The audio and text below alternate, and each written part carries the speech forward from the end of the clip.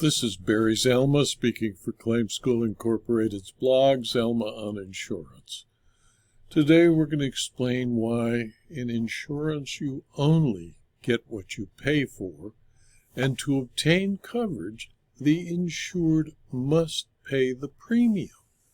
Erie Insurance Exchange claimed that the trial court erred in granting partial summary judgment in favor of Icon DBA Allure on the Lake on Icon's complaint for breach of contract. Erie Insurance contended that the trial court improperly determined as a matter of law that the commercial insurance policy it issued to Icon was ambiguous and entitled Icon to additional income protection coverage after a fire had destroyed Icon's building. In Erie versus Icon, the Court of Appeals of Indiana on January 12, 2024, interpreted the entire policy. They started with the facts, which were that on June 3, 2019, a fire in Chesterton, Indiana, destroyed a banquet hall that Icon owned. At the time of the fire, the hall was insured by Erie Insurance. The policy stated that in return for your timely premium payment, your compliance with all of the provisions of the policy, Erie agrees to provide the coverages you purchased. The declarations page specifically directed the insured to refer to the supplemental declarations to find additional information about included coverages under the policy.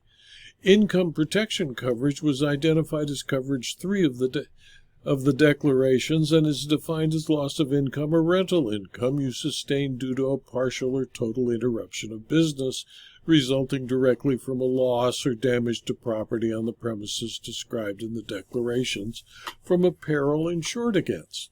Loss or damage also included property in the open or in a vehicle on the premises described in the declarations or within 1,500 feet. The supplemental declarations specifically indicate what amount of insurance the policy provides for by displaying a dollar amount under the amount of insurance column. The policy further provided that when additional income coverage is not purchased by the insured, a minimal standard protection coverage is provided as part of the basic package.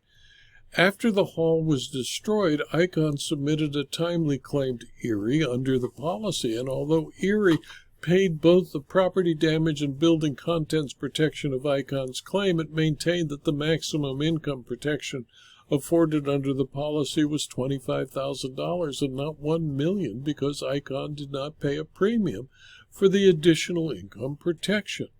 When Erie refused to pay for the additional losses, Icon filed an amended complaint against Erie Insurance for breach of contract and bad faith, and thereafter Erie Insurance filed a motion for partial summary judgment, claiming that it was entitled to a judgment as a matter of law because Icon did not pay a premium for additional income protection, and therefore the $1 million maximum coverage was not available to Icon for its income losses. The trial court granted Icon's cross motion for partial summary judgment, concluding the policy was ambiguous as to the available amount of income protection coverage to which Icon was entitled.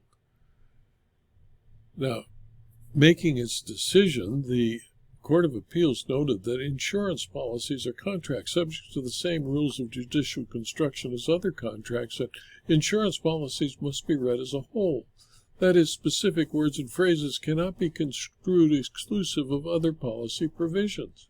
Furthermore, the language of the insurance policy should be construed so as not to render any words, phrases, or terms ineffective or meaningless.